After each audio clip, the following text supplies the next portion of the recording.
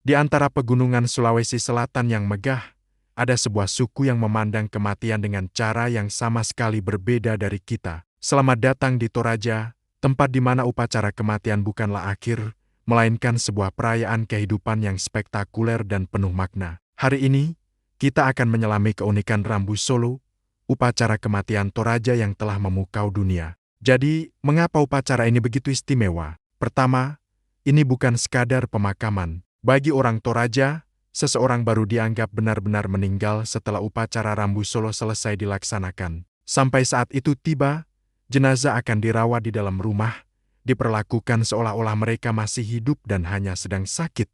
Mereka disebut timakala atau orang yang sakit. Keluarga akan tetap mengajak mereka bicara, membawakan makanan, dan merawat mereka dengan penuh kasih.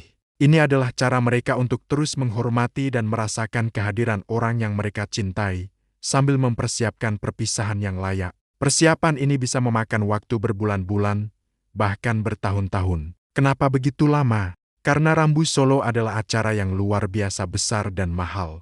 Keluarga harus menabung untuk mengadakan pesta yang megah, sebagai tanda penghormatan terakhir. Ini adalah simbol status sosial dan wujud cinta keluarga kepada almarhum. Semakin besar upacaranya, semakin tinggi pula martabat keluarga di mata masyarakat. Saat hari-hari tiba, suasana Toraja berubah menjadi sebuah festival kolosal. Keluarga, kerabat, dan teman dari berbagai penjuru akan datang. Mereka tidak datang dengan tangan kosong, melainkan membawa hadiah, biasanya berupa kerbau atau babi. Dan disinilah letak salah satu elemen paling ikonik dari Rambu Solo, pengorbanan kerbau. Kerbau, terutama kerbau belang atau tedong bunga yang harganya bisa mencapai miliaran rupiah, adalah pusat dari upacara ini. Bagi orang Toraja, kerbau bukan sekadar hewan, melainkan kendaraan yang akan mengantarkan arwah almarhum ke puya, alam arwah. Semakin banyak kerbau yang dikorbankan, semakin lancar dan cepat perjalanan sang arwah. Tanduk-tanduk kerbau yang dikorbankan kemudian akan dipajang di depan rumah tongkonan, rumah adat Toraja, sebagai simbol status dan pengingat akan kemegahan upacara yang telah dilaksanakan. Selama upacara berlangsung, ada banyak ritual lain yang tak kalah menarik. Ada tarian Mabadong, sebuah tarian duka yang menceritakan riwayat hidup almarhum, dilakukan semalaman suntuk.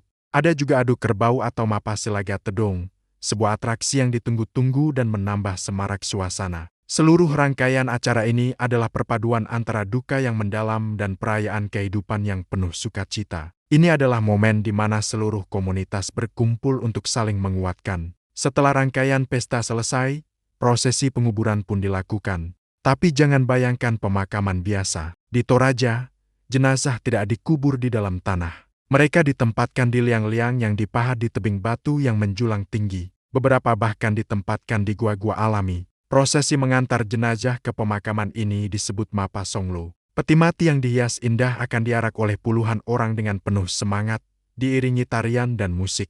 Di dekat liang lahat, kita akan melihat sesuatu yang sangat khas. Tahu-tahu, ini adalah patung kayu seukuran manusia yang dibuat semirip mungkin dengan almarhum. Tahu-tahu ini seolah menjadi penjaga yang mengawasi anak cucunya dari atas tebing. Melihat deretan tahu-tahu yang berjejer di balkon tebing adalah sebuah pemandangan yang magis sekaligus sedikit menyeramkan. Namun, hubungan orang Toraja dengan leluhur mereka tidak berhenti sampai di situ. Ada satu lagi tradisi yang membuat dunia tercengang, manen. Setiap beberapa tahun sekali, keluarga akan membuka kembali makam leluhur mereka. Jenazah akan dikeluarkan, dibersihkan, dan dikenakan pakaian baru.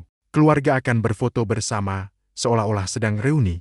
Mungkin bagi kita ini terdengar aneh, tapi bagi orang Toraja, ini adalah wujud cinta dan penghormatan yang tak lekang oleh waktu. Ini adalah cara mereka untuk memastikan ikatan dengan leluhur tidak pernah putus. Jadi, kembali ke pertanyaan awal, mengapa upacara kematian Toraja begitu terkenal? Jawabannya ada pada filosofi mereka yang mendalam. Kematian bukanlah sebuah tabu atau akhir yang menakutkan, melainkan sebuah prosesi agung untuk mengantarkan jiwa ke keabadian. Ini adalah perayaan cinta, status, dan ikatan komunitas yang kuat. Rambu Solo adalah bukti nyata bagaimana sebuah budaya bisa mengubah kesedihan menjadi sebuah karya seni kehidupan yang spektakuler.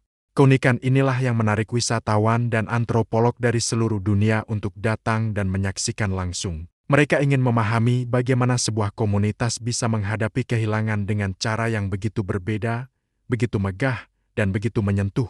Rambu Solo bukan hanya tentang ritual, tapi tentang cara pandang hidup dan mati yang luar biasa. Bagaimana menurut kalian? Apakah kalian tertarik untuk menyaksikan langsung keagungan Rambu Solo? Tulis pendapat kalian di kolom komentar ya. Jangan lupa untuk like, subscribe, dan nyalakan lonceng notifikasi agar tidak ketinggalan penjelajahan budaya kita selanjutnya. Terima kasih sudah menonton, sampai jumpa di video berikutnya.